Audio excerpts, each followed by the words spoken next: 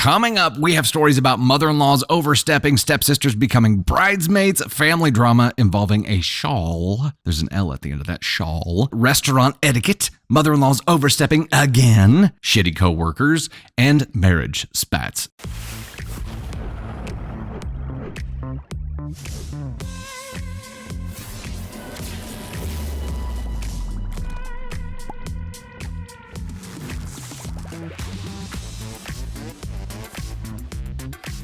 Hey there, it's Dusty Thunder again with another Reddit story for you. Actually, this one is a follower submission, and it is titled, Am I the Astronaut for Not Allowing Anyone to Post Pics of My Baby Online? This happened to me last year, but I thought I should share. I, 30 female, had an emergency C-section last April 2022 at 30 weeks because I had HELLP.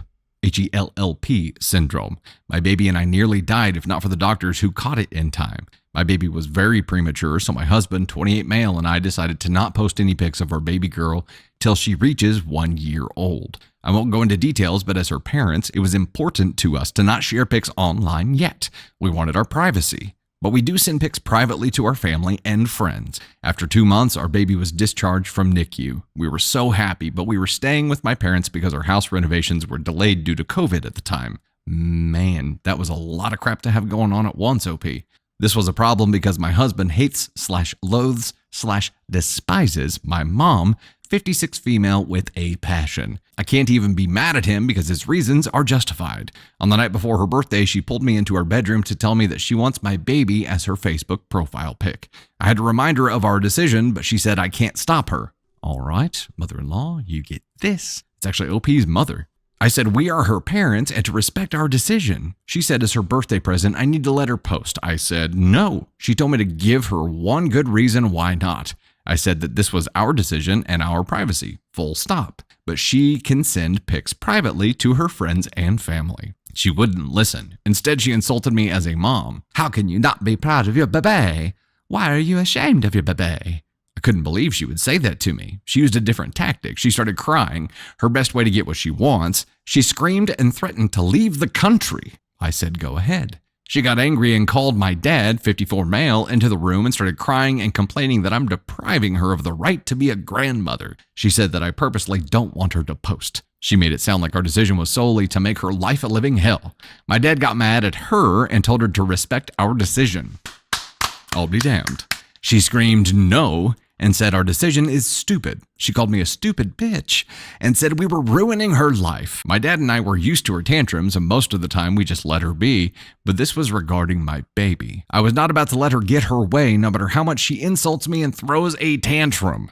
We all know she just wants to post my baby to show off. My mom tends to care more about what her friends say than how her family feels. I left the room and went to tell my husband. From our room, I could hear things being thrown, doors slamming. The typical stuff when my mom doesn't get her way. In the end, my husband told my dad and I to give in. What? I said no. She can't always get what she wants. She is too spoiled. But he reasoned that she is going to take it out on me. My mom usually waits till everyone leaves, then starts to treat me like crap, mentally and physically. He is also worried my dad will get another heart attack. He had one 2 years ago from the stress. In the end, my dad told her she can post, but she must block my husband and his family as a condition because he told his side of the family not to post too. My mom gladly blocked them all, which really disappointed me, and posted the pic. No guilt, just happy she got her way. She even wrote a sappy quote about being a happy family. Next day, she acted like she did nothing wrong. When I told her that it was my husband who gave in, she rolled her eyes and said, whatever, I do not need his permission. Am I the astronaut from trying to stop her from posting? Wow. This is definitely an NTA here, OP. You had boundaries. You had rules. Those were set in stone. What is most concerning to me here is that this is nothing new. Your mom throws an actual shithead tantrum anytime she doesn't get her way until she gets her way, and then acts like everything's fine and normal and she did nothing wrong. The world just goes on, which means she's got another tantrum queued up at any point in time. Your husband here, mad props to him because he could see the writing on the wall and he knew what would happen if you didn't give in. Yes, in a perfect world, you shouldn't have had to. And if you had stuck to your guns here and said no, you would be well within your rights, and that would be fine. But he's right.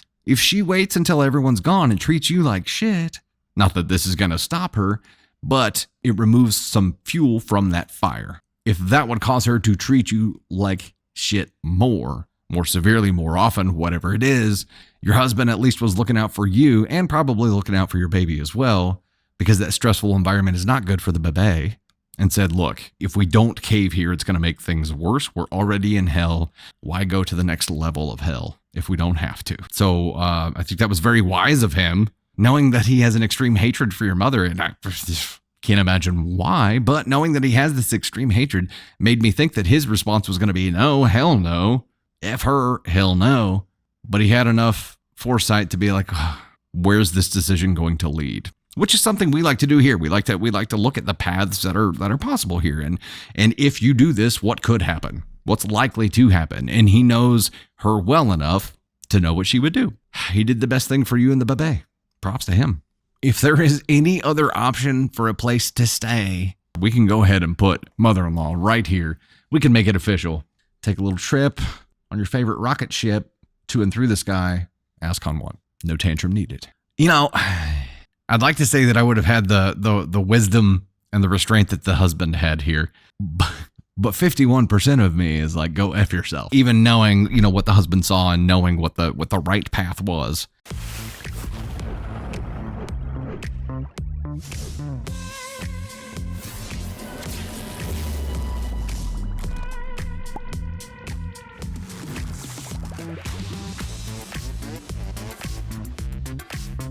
Hey there, it's Dusty Thunder again with another Reddit story. This one is from the Am I the A-Hole subreddit, and it is titled, Am I the Astronaut for Refusing to Be My Stepsister's Bridesmaid After I Found Out That My Stepdad Made Her Ask Me? Blended family drama.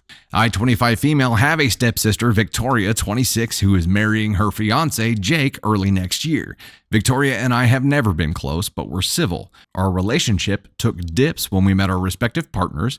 We both met them through each other, sort of, and there was a lot of kerfuffle each time. Love that word, by the way, kerfuffle. But we've since repaired that. That said, I was surprised when she asked me to be a bridesmaid. I didn't really want to since I live far away and I'm busy in the couple of months leading up to the wedding, but I was so surprised that she asked and thought maybe she didn't have anyone else to ask since she didn't even seem that pleased about it, so I said yes. A few days ago, Victoria, her mother, the other bridesmaids, and I went shopping for the bridesmaid dresses. Victoria was awful to me the whole time. She accused me of choosing dresses to try on to spite her and upstage her. I didn't pick any of the dresses, her mother and maid of honor did, and every dress I tried on, she nitpicked my appearance in it and made it the reason she didn't want to pick that dress. When one of the sales assistants brought out a dress, Victoria started crying, saying she didn't want to see me in that dress on her wedding day. I was getting a bit fed up and I was still jet-lagged, so I pulled her aside and asked if she'd rather I just not be a bridesmaid. I said I'd be happy to help with planning in any way I could, but I didn't want her worried or this upset about bridesmaid dresses. Victoria then snapped that she needed me as a bridesmaid because her dad, my stepdad, and Jake wanted me to be one. Apparently for the optics, since Jake's sister is also a bridesmaid and we're both from families who value the close-knit family image. Her dad is paying for the wedding. Oh. I just said, great, neither of us wanted me to be a bridesmaid, I'm out, and I left. Victoria is now blowing up my phone begging me to be a bridesmaid again. Her dad is furious with the way she treated me and how she told me about him wanting me to be a bridesmaid and is now being, according to her, very tight on the purse for the wedding. Apparently, she feels that the extended family will also judge her for not having me as a bridesmaid. I told her I'm not doing it, partly because she was awful to me out of resentment for something I didn't know about, and partly because I never wanted to do it in the first place. Victoria says this is going to stop her having her dream wedding. Am I the astronaut for not wanting to do it? Hell to the no. No. No. No, no, and no. If she knew that this would affect the financial ability of her to have her dream wedding, then why was she an asshat to you? Did she think that you were just going to take all the shit that you threw at her and there'd be no repercussions for that at all? If she wanted to keep the peace for the optics, she doesn't give a shit about the optics. It's the family that gives a shit about the optics. That's fine. If she wanted to keep the peace so she could have the money for her dream wedding, then she shouldn't have been a shithead. That's it. That's all there is to it. And she should have known that there would be some kind of from her being a shithead to you. You don't need to be there. So why would you put up with it? She doesn't have to be happy about it. She does have to be respectful to you if she wants to have her dream wedding day. Here's the great part. You said, I'm out, and now you're the bad guy for preventing her from having her dream wedding. It wasn't her actions, right? It was your reaction to her actions that have now prevented her from having her dream wedding. So here's a question for OP. Would you still go to the wedding? It'd kind of be funny to go and just be there watching the asymmetrical stage fill out, right? But you know what? She's getting married. She's 26. It's time to start finding out that there are consequences for your actions. Sooner or later, she's going to have to find out. This is when a new chapter of her life is starting. And in that marriage and life, she's not going to be able to do whatever the hell she wants without consequence. She's just not. So I think this is a great opportunity for her to start learning. And do not give in, OP. Under no circumstances should you give in here. And if anything, I would talk to your stepdad and be like, look, now she's saying that I'm preventing her from having her dream wedding because you're being tighter with the purse strings now because she was a shithead. So I'm the bad guy. And hopefully Daddy Warbucks is like, oh, purse strings are tighter now. Even tighter. You getting married at a steak and shake, darling. Here we go. They're open 24 hours. Shoot. If she wants to fix this, then it's on her to fix it. She's not trying to fix it right now. She's trying to guilt you into doing something you didn't want to do in the first place. So, good.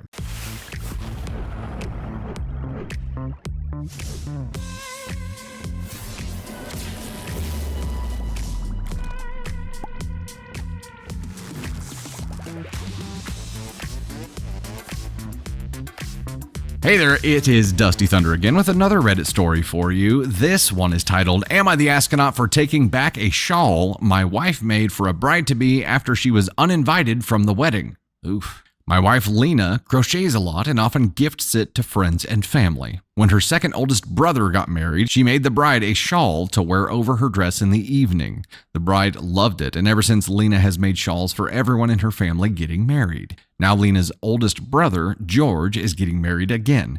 Lena doesn't have a relationship with George as he was abusive to her as a child, but if she asks to see him, then she is polite but distant with him. She doesn't want to cut off the rest of her family because of George. I work with George, and while we aren't friends, we're friendly at work. Lena encouraged this. When George got moved to my team, I was going to request a transfer, not wanting to expose Lena to George as my team do a lot of get-togethers with our significant others. As it is a family wedding, Lena's mom asked her if she would crochet a shawl for George's fiancé, and Lena agreed. It was arranged that once it was finished, I would take it to work to give it to George so that Lena didn't have to see him. Earlier this week, the shawl was completed, and I emailed George at work to let him know that I would bring it in today as the wedding is tomorrow. When I got into work this morning, I gave George the shawl and let him know that Lena and I were looking forward to the wedding. Come lunchtime, Lena called me to let me know that George's fiancé had called her and told her that she was no longer invited to the wedding, citing the place they are having the wedding and the reception at is too small for the number that they have coming, so they're having to make cutbacks. However, I was still invited to the wedding. What the?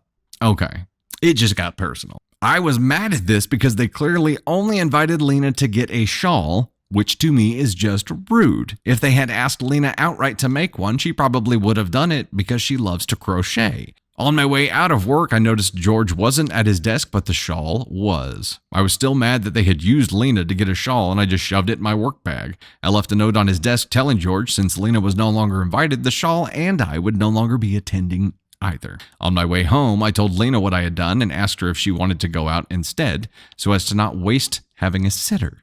Lena was upset that I had taken the shawl, as it was causing an uproar in her family group chat where people were calling her petty because I took it back. Lena wants me to give it back. I don't think I should.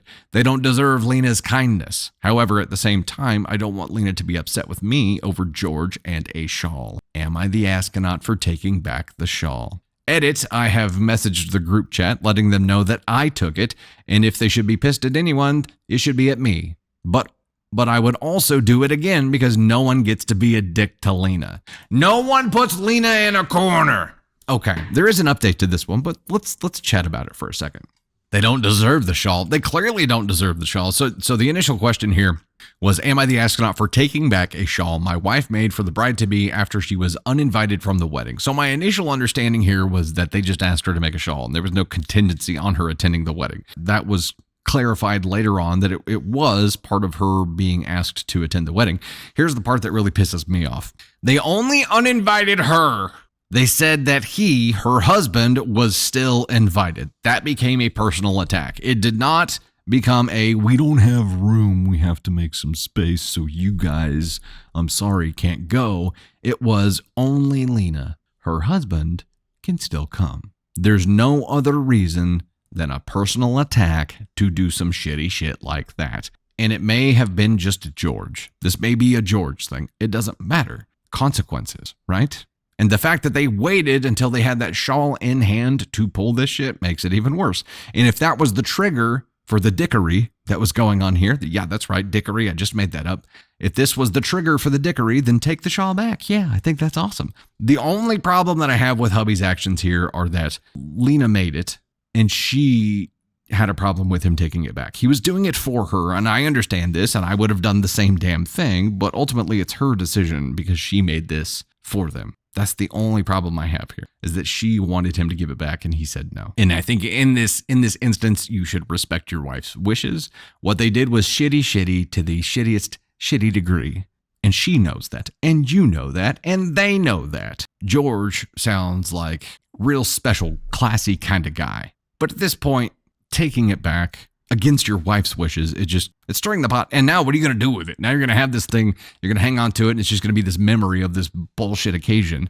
So I don't know. I don't know if it's worth taking it and keeping it or not, especially when your wife told you not to. I love you standing up for her. And I love you saying that you and the shawl will not be attending. What they did singling her out was absolute bullshit, and you stood up for her, and I think that's great. Let's see where the update goes. The biggest thing out of all this that pisses me off is that they singled her out. This is an update for the Am I the Astronaut for taking back a shawl my wife made for a bride-to-be after she was uninvited from the wedding. I have absolutely no idea how to post an update in AITA, so I figured it was best to post it here in case anyone is interested. Everyone will be glad to know that I have not given George back the shawl. I mean, part of the reason I haven't given it back is because he's on his honeymoon. I hope it's rained for the past 2 weeks. But even if he hasn't, I still wouldn't give it back. Later that evening, Lena apologized for being mad at me. She said that she should have never agreed to make the shawl in the first place and was grateful that I had taken it back.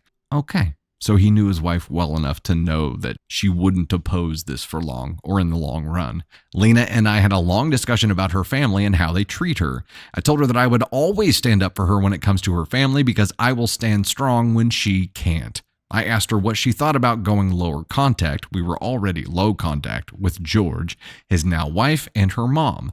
Lena said that she wanted to go no contact with George, his wife, her mom, and to go low contact with everyone else but her second oldest brother and his wife. We'll call them Michael and Sarah. She said she wanted to do this because of how toxic the group chat had become, which she has now left and has shown me that she has left and deleted the chat. We have both blocked everyone but Michael and Sarah. I'm going to wait a couple of weeks before I broach therapy for Lena again.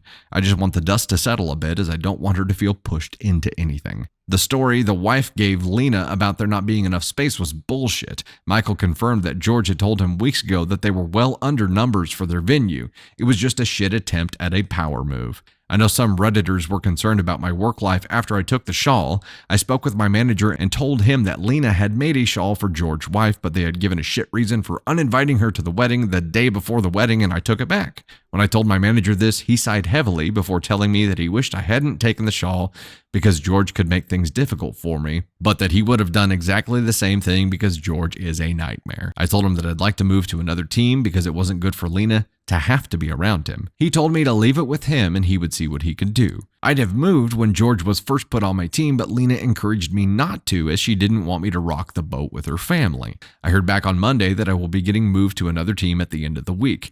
Damn, I thought this manager was going to move George. I really did.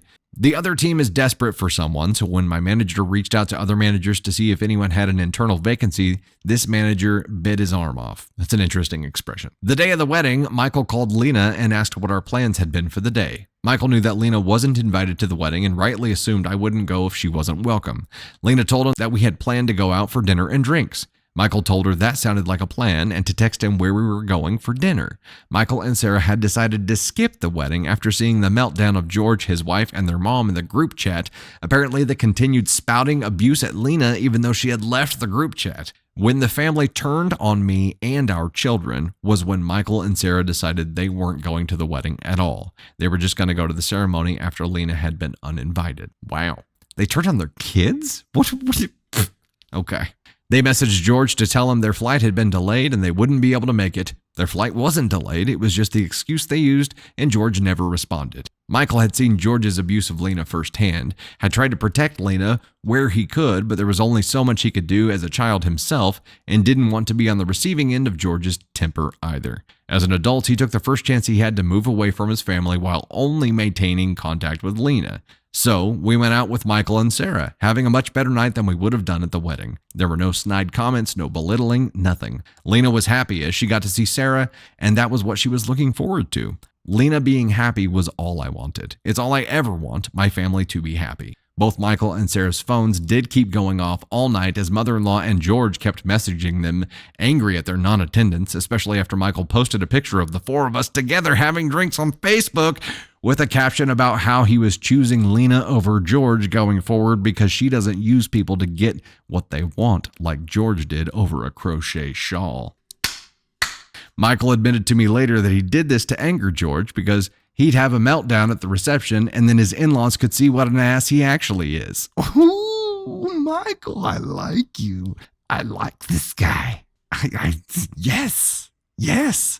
Given the gleeful messages I got from Michael last week after he had heard back from a cousin who attended, George had a complete meltdown. Lena knows about this post, but she's not comfortable with me posting pictures of her work. She considered unraveling the shawl, but she found it difficult to undo all of her hard work, which I understand. It's the very reason I didn't unravel it myself and tell George it was an IKEA shawl. It took me a second to get it. I got it. Well, that and I didn't want to face a mad Lena. After talking with Sarah about what to do with it, Lena has decided that she's going to keep it, but she will dye it. Michael suggested that she wear it to family Christmas. We aren't going to see Lena's family at Christmas, so it won't be happening anyway. Michael and I are at the same level of pettiness as I had previously suggested, as some people comment on my original post, that I could wear it to work when George is back. I didn't show Lena many of the comments. She doesn't need to see people calling her a doormat or saying she needs to grow a spine. These people clearly haven't had their spirit completely broken by the people who are meant to love them unconditionally or completely cut out of family events. When George graduated from uni, Lena was left at home. She was 8 years old and left home alone all day. Christmas was spent mostly in her bedroom because her grandmother didn't want Lena around as her presence would just upset George. Until she was 14, then she would sneak out and spend it with me and my family. Lena was just left out of everything. Her dad used to work away from home a lot, so he had no idea what was going on. He just assumed Lena liked her own space. Not that she would just stay in her room because she was used to being neglected by her family. Good God, man. God. Okay, so back to the original question.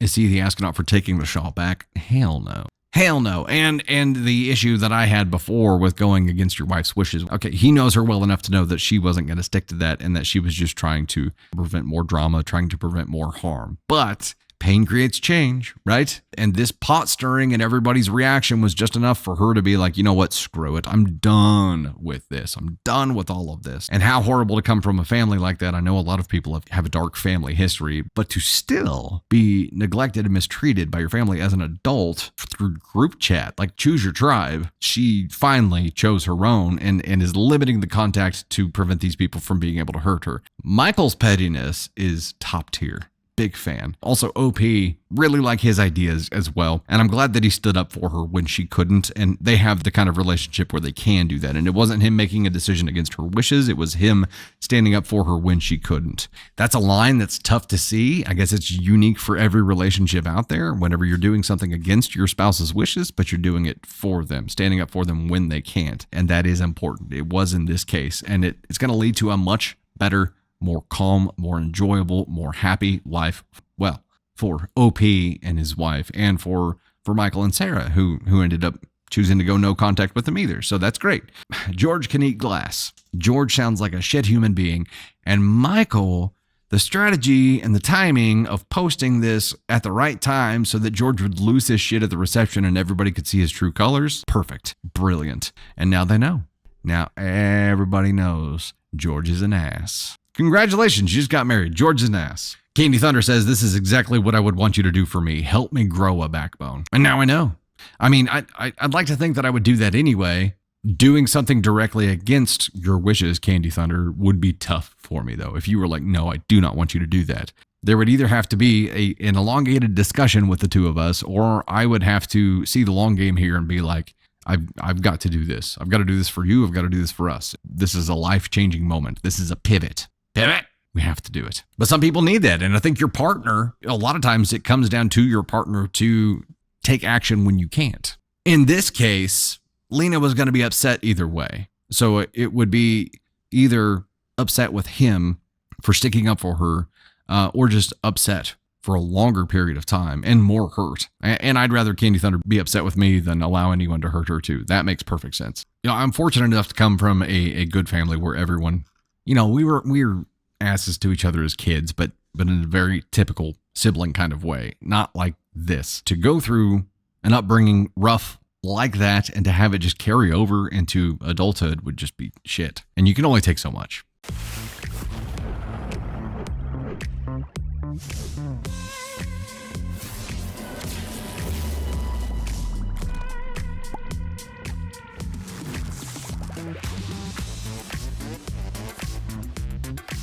Hey there, it is Dusty Thunder again, and I have another Reddit story for you. This one is from the Relationship Advice subreddit, and it is titled, My 33 Male Girlfriend 32 Female Has One Incredibly Annoying Habit I Cannot Stand. Note, please keep in mind that this is a story from the United States where tipping culture is still prevalent. Okay, so this is going to sound petty. I promise you it isn't to me. We've been dating for almost 2 years, and in almost every way, she is the one for me. I want to get married to her. However, I realize this sounds so petty, but for some reason this bothers me so much more than it should. She has the absolute worst restaurant etiquette. 1, she barely tips. We both have good jobs. Money is not a problem for her or I. We kind of take turns paying when eating out. I normally tip 20%, maybe a little more or less, depending on the situation. Over the weekend, she tipped $3 on a $46 bill. Sometimes I've tried to leave cash on the table, but she gets upset, takes it, hands it back to me. We've only had a few fights, and almost every one of them have started like this. She is absolutely convinced that throwing a few dollars is more than enough. She gets all of this from her family. Her parents took us out last Christmas to a very expensive steakhouse. Her dad made an absolute scene and production of tipping $20 on a $500 plus bill because it's the holidays. Okay, so he tipped $20 on a $500 bill and said he was doing it because it was the holidays. 2, she sends almost every dish back. Something is always wrong with whatever she ordered. The hamburger is not done enough or done too much. There's dirt in the lettuce and her salad. The pasta isn't cooked enough. You get the idea. Every time. 3, she expects the waitstaff to be paying attention to her needs instantaneously and doesn't tip to compensate for that extra attention.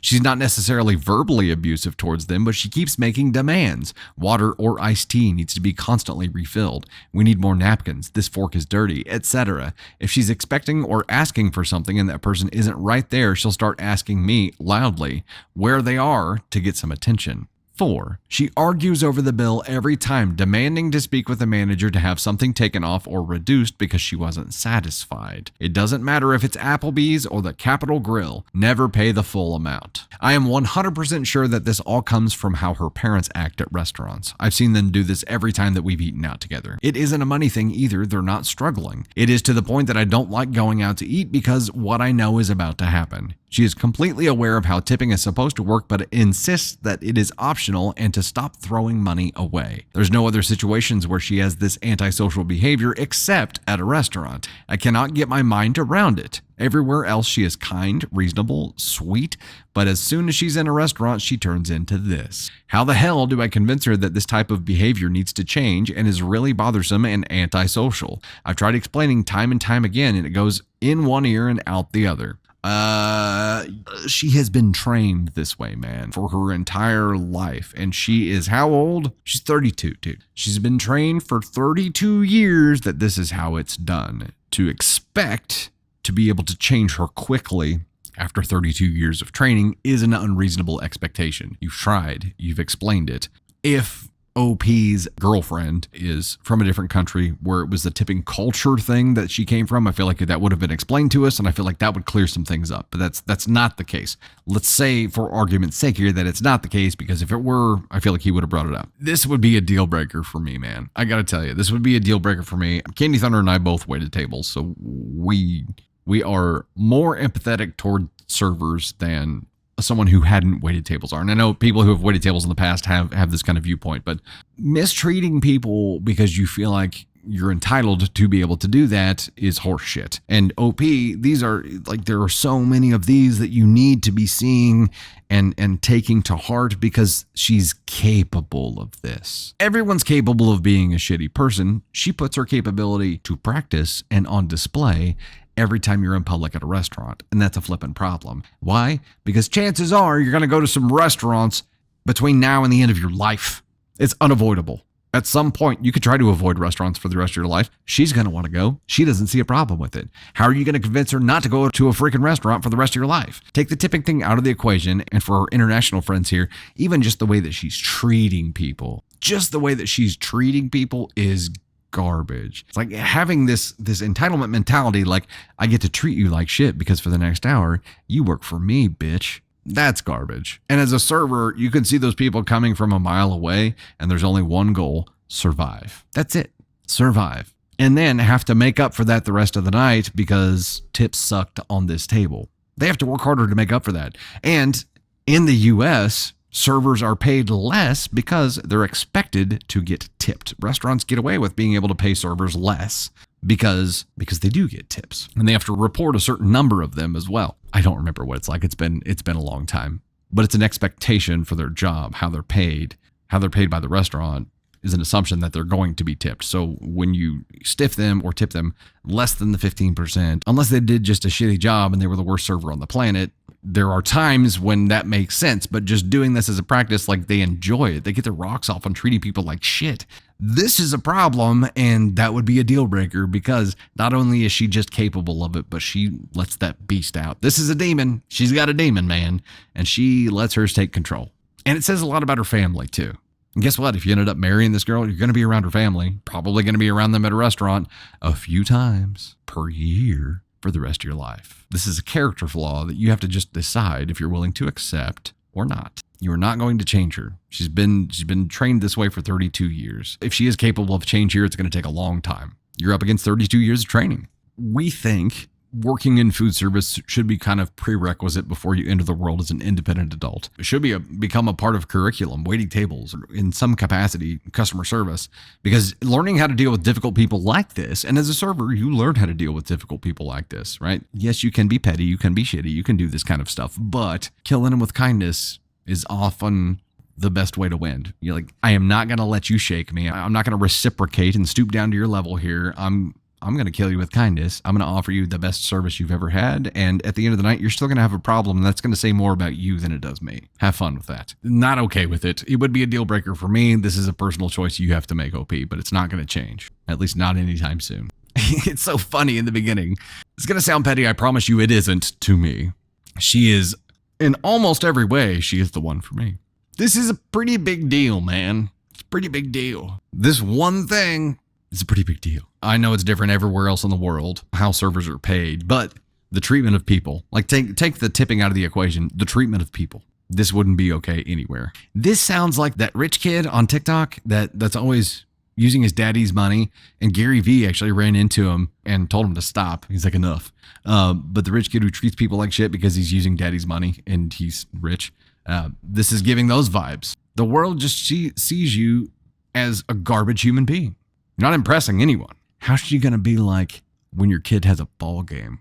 In this case, you've got a family of ASCON 1s here. You've got a family of truly terrible people. And an ASCON 1 offense is something that is a deal breaker, man. It is something that's going to rear its ugly head more and more as time goes on. How long did they say they had been together? Do they say?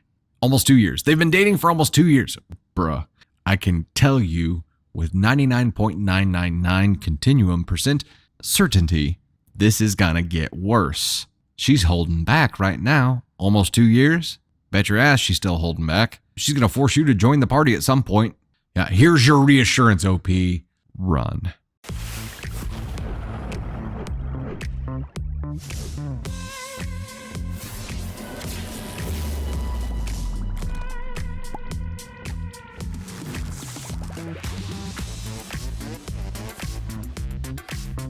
Hey there, it's Dusty Thunder again with another Reddit story for you. This one is from the Just Know Mother-in-Law subreddit. You know what time it is. It's mother-in-law time. Mother-in-law alert emojis are going to run amok here soon. Title of this story is My Fiance's Mother Stole Our New Baby's Decorations and Gifts Right Off of Our Front Porch. Also, shout out to Krista Museum Girl for finding this story. Thank you very much.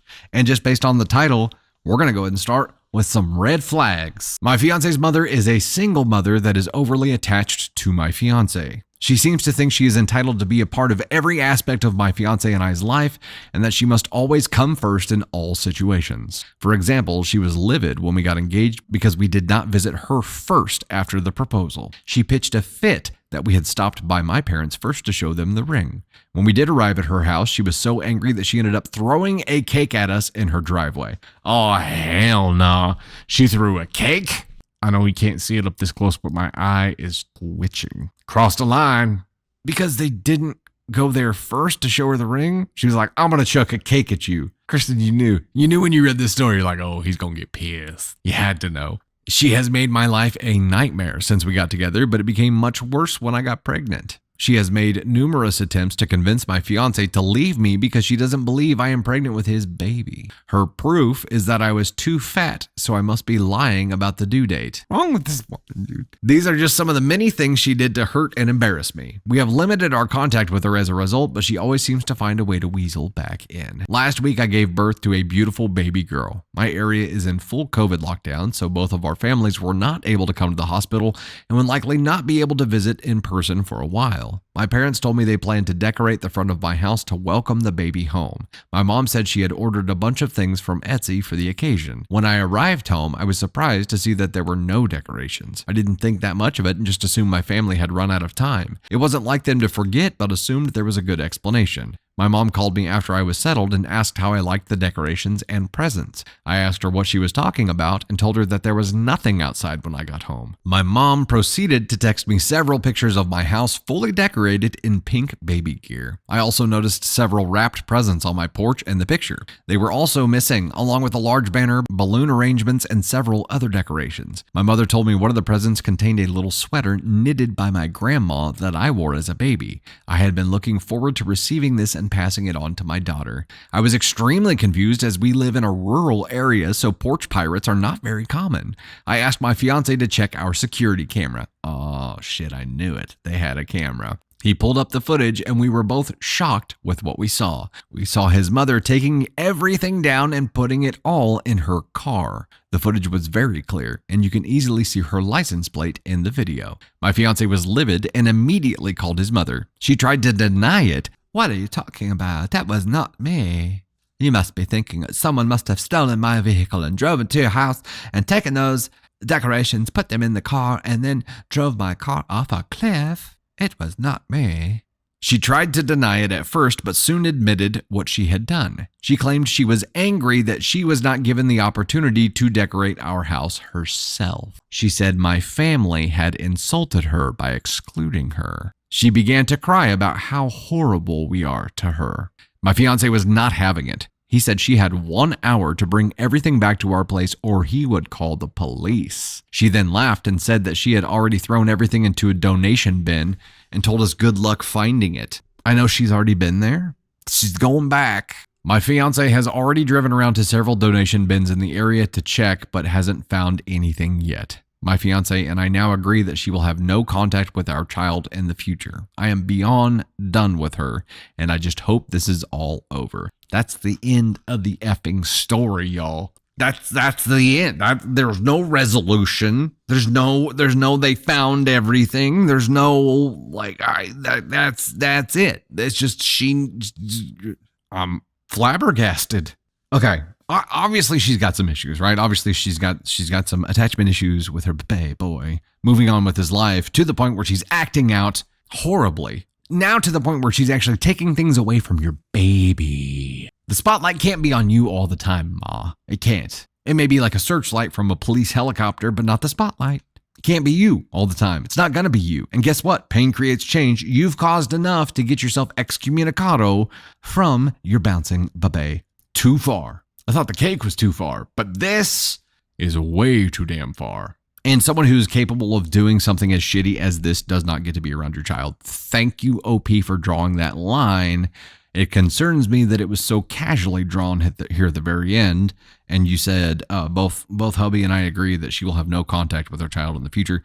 Okay. What I wanted to hear was, we're moving. We've taken out a protection order. We're not giving her the new address. There's no way that she can hunt us down. We have filed a police report. Like, this needs to be taken 10 steps further, because she's going to keep acting out more and more and more and more and more severely. To what end? I don't know. I don't know what she thinks is going to happen here. Like, her son is just going to be like, enough. Okay, Mom, I'm going to come move back in with you. I'm going to leave my wife and child behind. You get me back. What is she expecting to happen? She just wants the focus to be on her, even if it's negative attention? Ma needs some therapy, like maybe 72-hour hold. I tell you what, when the police go interview her, she's probably going to come clean about where she actually dropped that stuff. And the fact that there were sentimental heirloom things in there that are irreplaceable holds some weight to it. I think there's got to be a report filed. Like, there's too much stuff in there that's irreplaceable and valuable that you at least have to have an insurance claim on. And maybe homeowners insurance would cover that. I don't know. But they would need a police report to be filed in order to have any kind of claim. I don't think there's any way around filing a claim here. You've got the security footage. You have proof. She's going to get arrested. She needs to be arrested. She needs to experience enough pain to create change in her life. And you're going to have to be as severe as possible to make that happen. She mistreated a cake as well. Do not pass go. Do not collect $200. She went straight to ask on one right then. And then she went back. She's on my shit list. She's like, I'm taking that secret to my grave. I ain't telling you where I stashed them gifts. I know there was a grandma knitted sweater in there. You ain't never getting that. I burned it. I was thinking she probably just said she dumped it in a donation bin to get some kind of reaction. But when the police show up, she'll probably come clean if she doesn't want to spend time in jail, which she should spend anyway.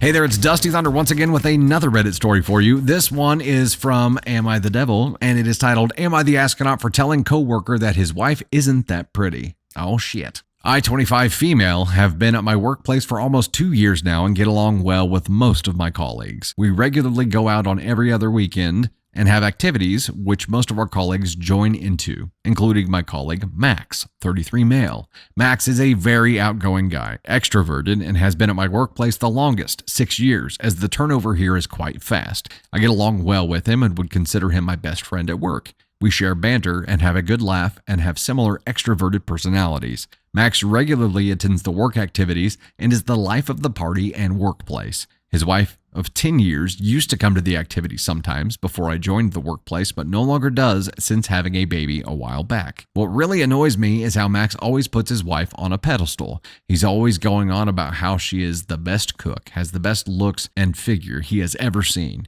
A simple conversation between colleagues regarding which celebrity we fancy would be, nah man, no one beats my wife in terms of looks. Who is the best looking in the workplace? Nah, no one here. I've got really high standards. Have you seen my wife? Some of our colleagues have agreed with him, saying that his wife is really gorgeous, but I'm sure they're just humoring him. We are going through each other's videos on TikTok when another coworker commented to Max his wife resembled an anime character. She's slim, long black hair, and Asian. And I joked that she's not that pretty. Max got offended and retorted that she didn't need fake eyelashes and fake hair to look passable, and that he understood why I needed them. I got angry and told him to piss off. Since then, Max has not been speaking to me and makes passive-aggressive comments. Am I the astronaut? Yeah, why would you say that? Why would you? So OP doesn't say if she's married or not. But why? This is obviously something that's very important to him. Why would you say that? We're going through each other's videos on TikTok when another coworker commented to Max that his wife resembled an anime character. She's slim, long black hair, and Asian. And I joked that she's not that pretty. And then, which was written here. I didn't just do that on my own. Max got offended and retorted that she didn't need fake eyelashes and fake hair to look passable, and that he understood why I needed them. Since then, Max has not been speaking to me and makes passive-aggressive comments. Am I the astronaut? Yes. Why did you attack the one thing that you knew mattered to him the most? And he's your work bestie? Clearly, he's proud of her. Maybe he talks about her too much. Maybe that's the case. Maybe I'm guilty of that as well. But it's something that he's proud of, and he is also making clear to everyone that he's married, right? He's like, I'm an extrovert. I'm the party guy, but I'm also happily married. You knew that was important to him. Why did you feel the need to take a swing? Which tells me that OP, either you want him to stop talking about her, you're annoyed about how he talks about her anyway because you have a thing for him, or because you're just sick of hearing it. Either is possible here, but taking the jab is what makes me feel like it's more likely the first. Maybe you have a little bit of a thing for him, huh? And if you do, insulting the thing that matters to him most is probably not the way to gain his favor. It's probably not it. Probably just made some enemies there. And also him swinging back and be like, yeah, she doesn't need all the fake shit that you need. It's like, whoa. Okay, y'all ain't work besties anymore, by golly. Amy C, yeah, you never talk smack about someone's loved one. Why? If anybody ever did that to me, I'd be like, hey, all right, you're out. We'll function, but there's going to be nothing friendly about it. Didn't need to be a personal attack. Now, Max answered a personal attack with a personal attack, right? So there is that, but yeah. So it was unwarranted. He likes to talk about her. So friggin' what? If he's your work bestie and you know that this matters to him, why would you attack that thing? Unless it was for personal gain. That's the only thing that makes sense in any of this. So let's look at the scale here and figure out where OP goes. I think we're placing OP on the scale for maybe the first time today. So the Ascon scale is our scale of how big or severe of an asshole someone is in the story. It goes from Ascon 1 is the worst, 4 is the least amount of assholes, just in case this is the first time you're seeing it. 4 is you could have done it differently. 3 is you should have done it differently. 2 is you definitely shouldn't have done that. And 1 is you're a terrible human. So taking the swing here. And the question is, am I the astronaut for telling my coworker that his wife isn't that pretty? It's a pretty shitty thing to do. Is it evil? Or is it just something you definitely shouldn't have done? Candy Thunder here. I like this response, and not just because it's you, Tater, because I like the logic. Candy Thunder here says, Ascon 2, but you're on your way to a 1. Check your jealousy, OP. Makes all the sense of the world. I don't think you're evil yet, but you let your demon show once. Are you going to let it happen again? That's the question. You get to decide. You always get to decide. You get to decide what kind of person you're going to be. You get to decide how you're going to treat people today. You get to decide with this upcoming interaction that you have with someone, how you're going to treat them. You get to decide what you say. You get to make decisions in every instant who you're going to be. And either you intentionally choose or you let your wiring guide you by default. You free float. And sometimes that wiring sends you to places that you don't want to be. And I think in this case, you found yourself in a place that you didn't want to be at by letting that demon show, OP. Now you're in a spot where you don't have your work bestie anymore. He's being passive aggressive to you. I wonder why.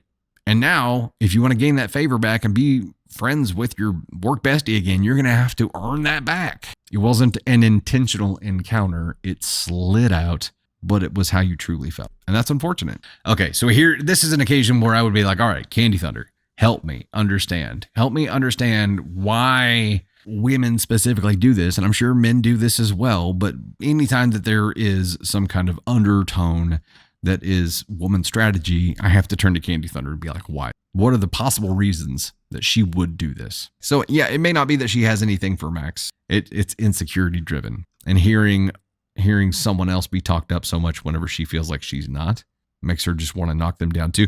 And I think we said this recently. I find myself saying a lot in the past month, but there are some people in life who rise by lifting others. And then there are some people who like to feel like they're rising by pushing other people down. And OP, at least in this instance, you were someone who needed to feel like you were rising or better than by pushing other people down. Luckily, not for you, but luckily for the world, it's a pretty easy thing to spot. And people will just choose to stop being around you, like Max has done.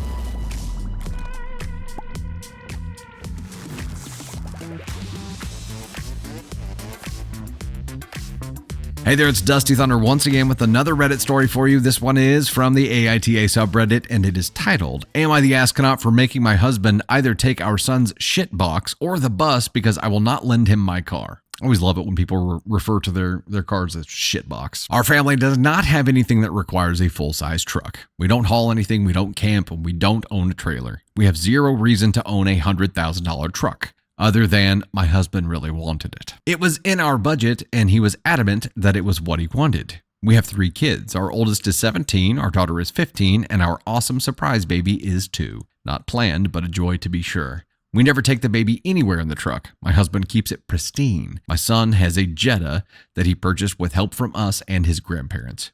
It's a reliable car, but it's not in great shape. I have a Porsche Cayenne that is our family vehicle. The back seat has the usual stains from the baby. That's life. Well, my husband recently got a promotion, and he has to go downtown twice a week now. He tried driving his truck, but it won't fit in the parking garage at his office. He had to park a block away at a surface lot where hooligans and ne'er-do-well might harm it. He asked me if he could use my car on the days he goes into work. I said that would not be a problem. He just had to put the car seat in the truck so I could drive with the baby. Nope.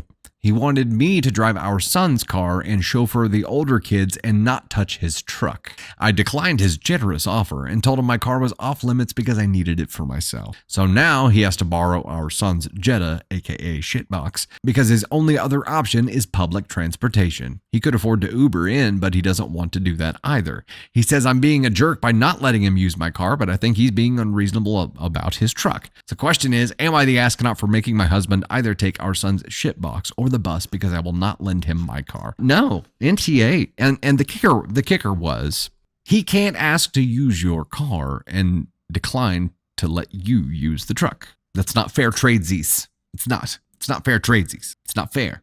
And then be like, oh no, you drive the son's car. Why wouldn't he drive the son's car? Because he wants to show off when he arrives to the parking garage at the office. Like a whole bunch of people are going to see him.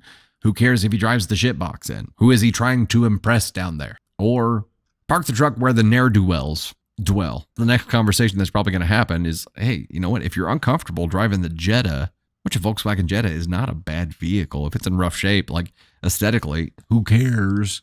Who is he trying to impress down there? If he is uncomfortable or, the truck doesn't work, then trade the truck in for something that does work. You could get an SUV that checks both boxes. If you're not hauling anything, there's no specific reason for you to have an HD 2500 series truck that could haul a fifth wheel. Get something different. Get something that would fit in the garage. And you could still have something hella cool, man. And it can be manly and pristine just the way you want it.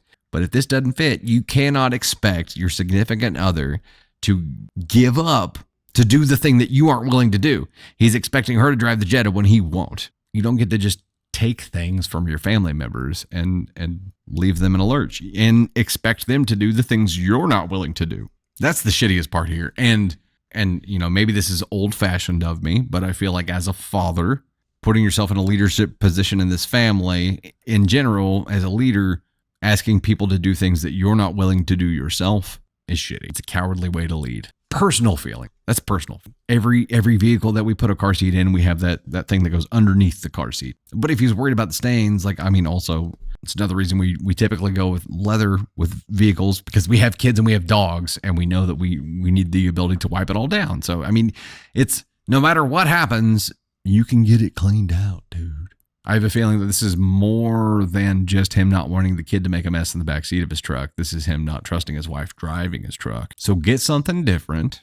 Don't tell him this idea OP, because it's too good of an idea, and I don't want him to be able to do this because he's being a dick right now. But they have these services where you can actually rent an exotic car for a day. He could drive something really, really cool if he wasn't such an ass bag. That's the biggest problem here, is he wants to peacocks. He wants to be like, oh, when I'm not driving my badass 100K truck, I drive the Porsche. It's cool.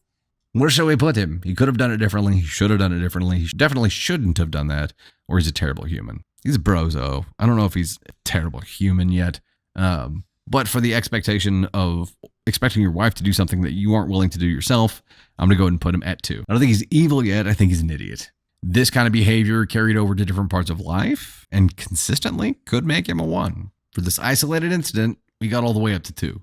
Don't tell him about the exotic car service. I've never used it. I'm not that cool, but I know it exists. We actually have one here in town. I drive by it every day. It's on my way to work.